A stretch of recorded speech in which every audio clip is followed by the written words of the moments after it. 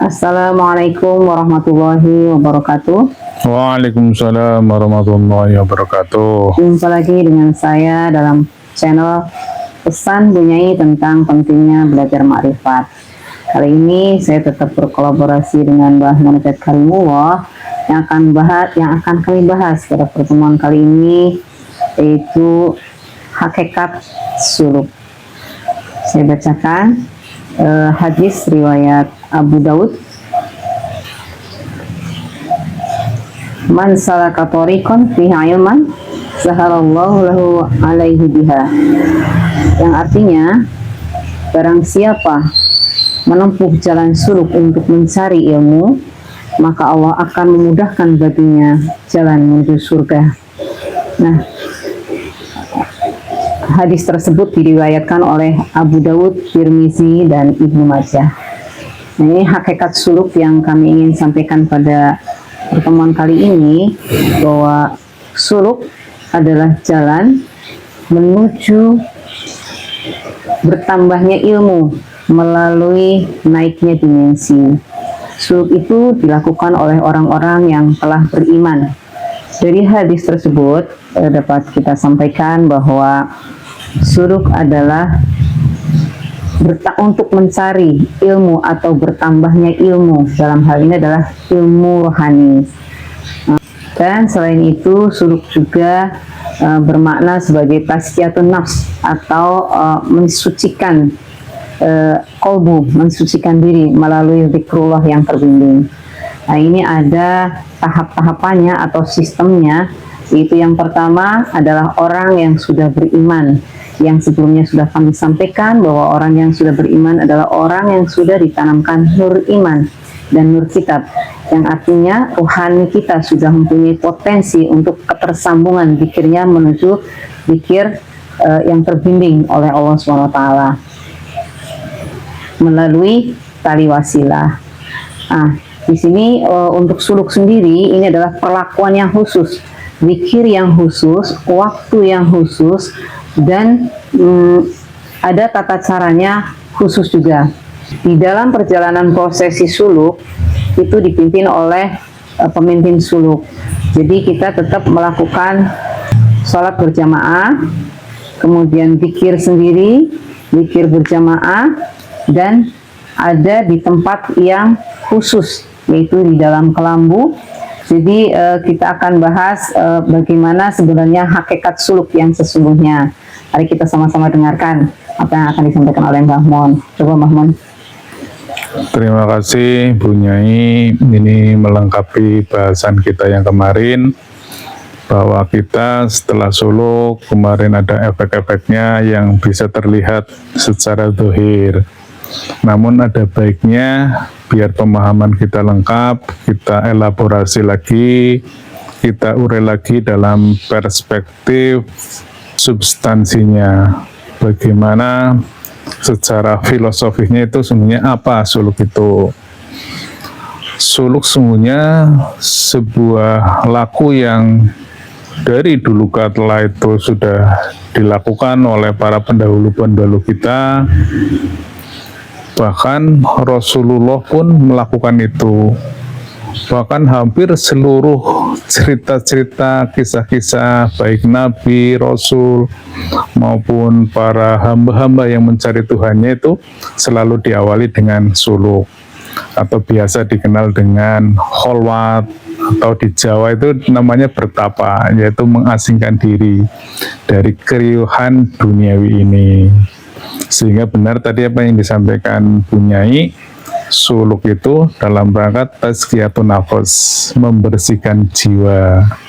Dan yang sering disampaikan Mbah Mun, jiwa itu adalah merupakan hasil interaksi antara naluri, kemudian emosional, akal rasional, dan rohani.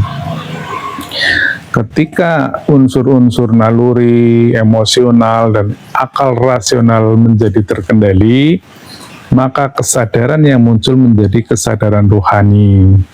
Namun ini juga jangan salah tangkap, ketika rohani sudah menjadi panglima, sudah menjadi direction, yang mengatur, yang memimpin kesadaran. Bukan berarti akal kita kemudian tidak berfungsi, emosional kita nggak berfungsi, naluri kita nggak berfungsi. Semuanya tetap berfungsi, namun dalam bimbingan ruhani. Sedangkan ruhani itu merupakan percikan ilahiyah, sesuatu yang murni. Jadi sudah dipastikan akan menjadi manusia yang terbimbing. Nah, kemudian ini pas ini momennya di saat bulan suci Ramadan, Bu Nyai. Kan sering kita mendengar amal-amalan di 10 akhir bulan Ramadan itu kan melaksanakan i'tikaf di masjid. Namun umat sering menggampangkan, mengenteng-entengkan. Jadi aslinya kan Rasulullah itu dan seluruh para pencari Tuhan itu kan berkholwat di suatu tempat yang tersembunyi dan berbulan-bulan. Bahkan Rasulullah itu sampai 6-7 tahun itu. Walaupun beliau juga bolak-balik dari rumah ke Gua Hiro.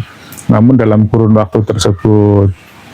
Kemudian kita tahu kisah-kisah di agama lain seperti Buddha Gautama kan juga sampai segitu ya, 6-7 tahun. Kemudian seperti Sunan Kalijogo juga demikian. Kemudian di masa Rasulullah ketika Islam sudah tersebar di umat, maka Rasulullah tetap melaksanakan suluk. Hanya namanya i'tikaf dan tempatnya di masjid, karena kebetulan rumah Rasulullah itu memang nempel di masjid, di Masjid Nabawi. Saya kira kalau yang pernah ke Madinah akan tahu gitu ya, bagaimana rumah Rasulullah memang nempel ke Masjid Nabawi. Dan Rasulullah melaksanakan iktikafnya itu di dalam masjid selama 10 hari terakhir, dan di dalam kelambu. Ada hadisnya itu. Saya bacakan ya hadisnya ya punya ya. Hadis dari Aisyah radhiyallahu anhu, Nabi Muhammad Shallallahu Alaihi Wasallam beriktikaf setiap bulan Ramadan. Setelah sholat subuh, beliau masuk ke tempat iktikafnya. Dalam riwayat lain disebutkan bahwa Rasulullah mendirikan kelambu khusus di dalam masjid sebagai tempat iktikaf beliau. Jadi ternyata ada tuntunannya, Bu Nyai. Ternyata Rasulullah pun masuk dalam kelambu, dan tidak hanya waktu-waktu tertentu. Kemudian kan kita diimplementasikannya kan menjadi amat ringan.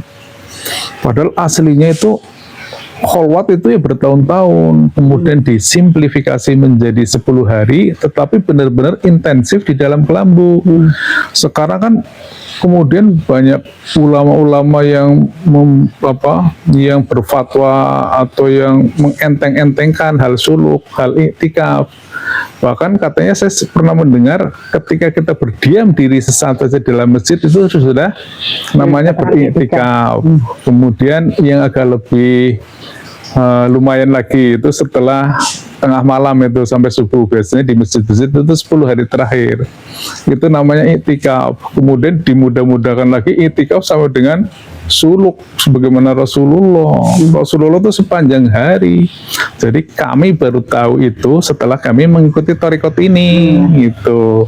Ternyata benar-benar 10 hari terakhir di akhir Ramadan sampai Idul Fitri ya kita ya, suluk 10 hari. Enggak, kalau suluk kita kan kapanpun ya, itu karena Ramadan maksudnya. Nah, ini maksudnya kalau khusus Ramadan, Rasulullah itu 10 hari terakhir masuk dalam kelambu.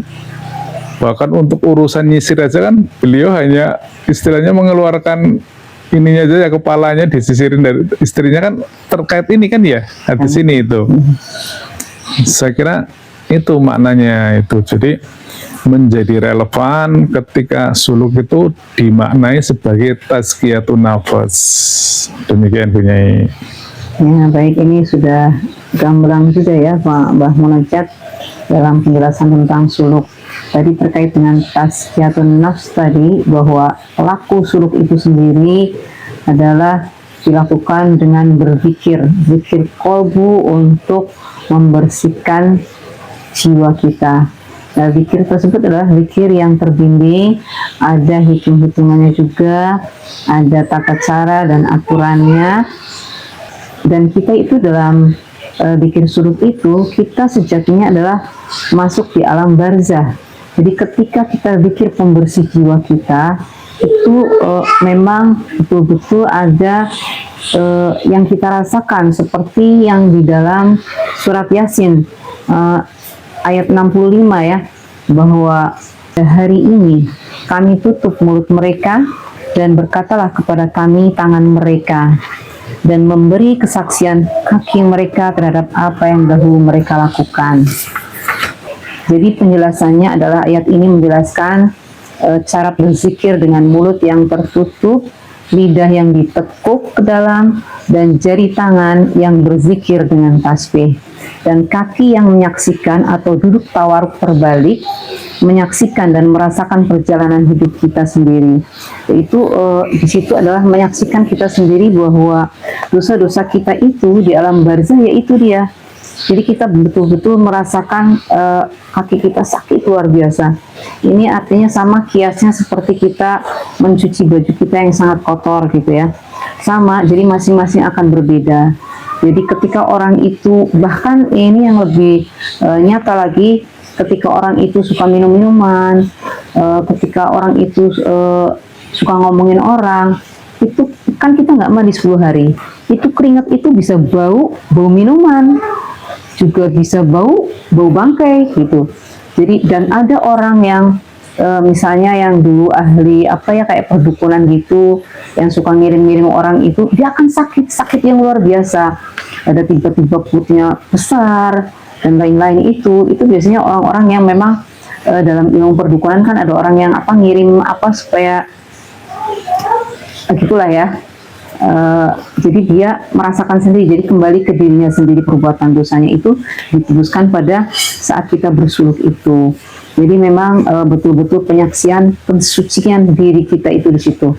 Itu selama 10 hari. Dan kita juga bisa melihat kita terkonfirmasi dosa-dosa kita. Artinya tidak cukup hanya berzikir, tidak cukup hanya beristighfar. Jadi pada saat kita pensucian dosa kita, nggak cukup kita hanya istighfar.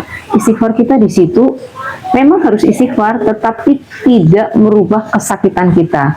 Artinya dosa-dosa kita itu tidak bisa hanya ditebus dengan istighfar saja, tetapi tetap harus ada pengampunan, mohon syafaat, rabitoh ya, kemudian juga bersedekah. Nah, di situ pembuktian sekali bahwa memang kita hidup di dunia ini sudah mengalami alam barzah, gitu ya Mbak Munajat ya. Jadi kita sudah menyaksikan alam barzah pada saat kita masih hidup di dunia dengan metodologi dan ilmu yang kita pelajari pada kali ini, gitu. Dan ada lagi nih Mbak Munajat, hadis riwayat Abu Daud bahwa kiamat tidak akan terjadi hingga di bumi tidak diucapkannya lagi zikir Allah Allah. Itu tuh Mbah Munajat nih. Sekalian biar dijelaskan Mbah Munajat. Terima kasih Bu Nyai. Jadi tadi apa yang disampaikan oleh Bu Nyai itu adalah sebuah laku suluk di tarekat kami ini. Kami ini adalah tarekat Naqsabandiyah Khalidiyah, sebuah tarekat arwahi, sehingga kami mengkhususkan eksplorasi di ruang-ruang rohani. Nah, yang saya tadi sampaikan, sesungguhnya ternyata apa yang dilakukan oleh Thariqat ini sejalan dengan apa yang dilakukan oleh Rasulullah. Sehingga di Thariqat ini kita juga melakukan program suluk 10 hari di bulan puasa. Dan pelaksanaannya sebagaimana yang tadi Bu Nyai sampaikan. Karena yang suluk itu sudah dilakukan aktivasi ruhaniyahnya, sudah melakukan zikir yang dipersyaratkan, dan sudah memenuhi persyaratan-persyaratan lainnya, maka diizinkan untuk melaksanakan suluk. Dan suluk itu karena pembersihan jiwa, maka kita pun akan mengalami peristiwa-peristiwa yang tadi Bu Nyai sampaikan, bahwa untuk membersihkan jiwa unsur rohani harus menjadi pemimpin dalam diri kita. Agar menjadi pemimpin dalam diri kita, maka kesadaran kita naik ke dimensi yang lebih tinggi. Agar bisa naik ke lebih tinggi, maka treatment-treatmentnya yang Bunyai sampaikan itu tadi. Agar apa? Nalurinya itu istilahnya dihajar habis-habisan sampai menyerah, kurang lebihnya seperti itu Bunyai. Kemudian emosional kita dihajar habis-habisan sampai lumpuh itu. Kemudian akal rasional kita yang selalu menentang, selalu ngakal-ngakalin itu juga dihajar habis-habisan dalam proses zikir itu selama 10 hari.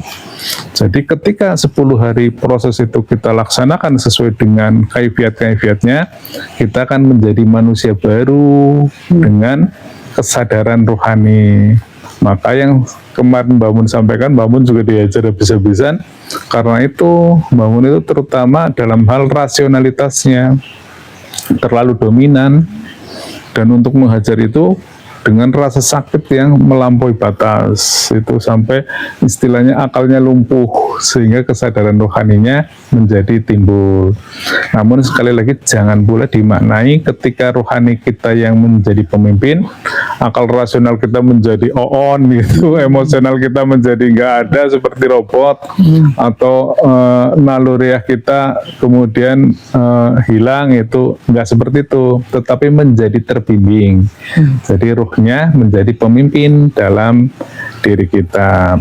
Kemudian yang tadi yang terakhir tuh menarik juga itu, bahwa semesta ini atau jagat ini belum akan kiamat. Belum akan kiamat kalau masih ada yang berzikir Allah Allah. Jadi bukan ini, mohon maaf ini ya. Jadi zikir yang dimaksud itu adalah zikir yang telah bersambung dan yang tidak terputus. Dan kami mempelajari itu, kami itu di ruhaniah kita, di kolb kita itu ya selalu berzikir Allah Allah itu, dan jangan sampai itu terputus itu. Dan kenapa itu zikirnya di dalam kolb itu? Ternyata anak ini persinggungan yang paling dekat dengan alam ruhani, ternyata kolb kita, hati kita itu paling dekat dengan ruhani kita. Jadi disitulah kita berzikir Allah Allah itu secara sir ke dalam kolb kita. Dan ternyata lagi ini Bunyai dalam ilmu pengetahuan yang tertinggi itu adalah pengetahuan tentang frekuensi dan getaran.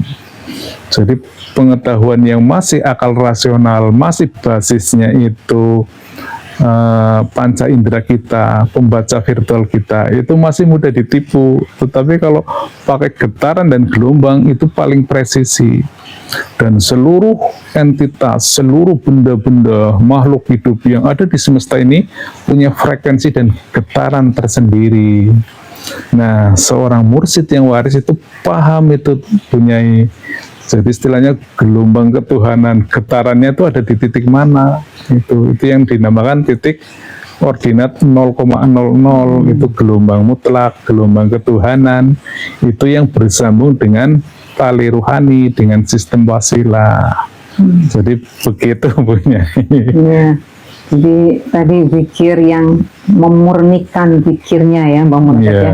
Setelah dibersihkan, tadi bersihnya adalah bersih-bersih apa?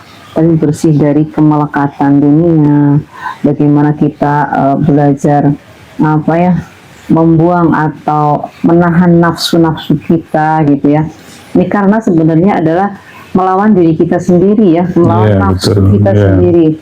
Karena sejatinya manusia pengennya yang enak-enak, yang indah, yang cantik, yang mudah ya kan, sejahtera. Ini kan semua keinginan-keinginan nafsu. Nah, ini bukan berarti kita menghilangkan kecintaan terhadap dunia murni, tetapi secukupnya. Kemelekatan itulah yang sejatinya harus dihilangkan, bukan dunianya dihilangkan semua, karena kita masih hidup di dunia. Jadi kemelekatannya, jadi tidak hubub dunia gitu loh. Jadi secukupnya saja kita di dunia, dan dicukupkan. Banyak juga sahabat-sahabat Rasulullah yang kaya-kaya gitu. Jadi jangan diartikan bahwa ketika sudah torikot orangnya miskin-miskin, orangnya nggak mampu-mampu. Tidak demikian ya, Bang Munajat ya. Iya. Ya. Saya kira itu yang bisa kami sampaikan pada pertemuan kali ini. Mohon maaf bila banyak hal yang kurang berkenan. Akhir kata, Ilahi anta maksudi wa ridhoka matlubi. Wassalamualaikum warahmatullahi wabarakatuh.